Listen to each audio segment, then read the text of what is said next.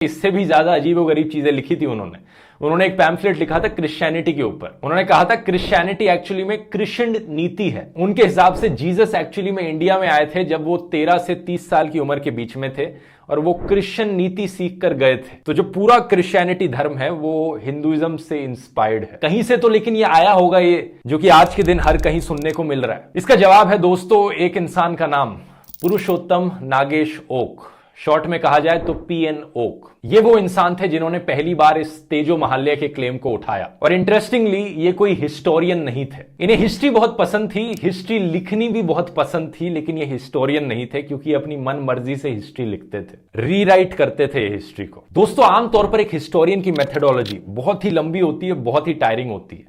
एक हिस्टोरियन को पुराने अखबारों से, पुरानी मैगजीन से, पुरानी डायरी एंट्रीज से, लेटर्स से, चिट्ठियों से, पेंटिंग से, कोर्ट हिस्टोरियंस के हिस्टोरिकल अकाउंट से, कंटेम्प्रेरी हिस्टोरियंस के अकाउंट से, ट्रैवलर्स ने क्या लिखा था, कार्बन डेटिंग देखकर, ये सब देखकर अंदाजा लगाना पड़ता है, समझना पड़ता है कि एक्चुअली में क्या हुआ था उस जमाने में। समझने के बाद उन्हें अपने शब्दों में इसे लिखना पड़ता है, एक अकाउंट क्रिएट करना पड़ता है अलग अलग सोर्सेस को साइट करके। उसके बाद उनकी राइटिंग को पीयर रिव्यू किया जाता है बाकी और हिस्टोरियंस के द्वारा, ये चेक करने के लिए कि कितना एक्यूरेट है किसी एक हिस्टोरियन के द्वारा लिखा गया अकाउंट। लेकिन पीएन ओक की मेथडोलॉजी इससे बहुत अलग थी। उनकी मेथडोलॉजी थी कि भाई वैटिकन शब्द सुनने में संस्कृत के शब्द वाटिका से काफी सिमिलर लग रहा है, तो हो सकता है कि वैटिकन सिटी एक टाइम पर कोई हिंदू टेंपल होगी। हो क्या सकता है, एक्चुअली में मैं लिख डालता हूं, यही हुआ था। वेस्टमिनिस्टर एबी भी एक हिंदू टेंपल था।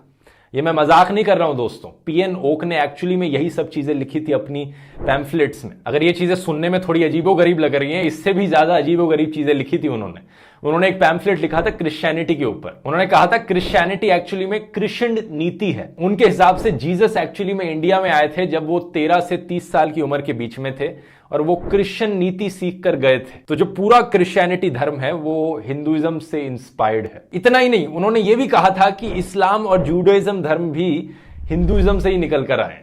आप पूछोगे कैसे? उन्होंने कहा कि इब्राहिम सुनने में ब्रह्मा जैसा लगता है, इब्राहिम की बीवी सारा सरस्वती होंगी, मोजेस महेश होंगे यानी शिव। इनफैक्ट इनके अकॉर्डिंग पूरी दुनिया पर राज किया जाता था एक एंशिएंट हिंदू एम्पायर के द्वारा।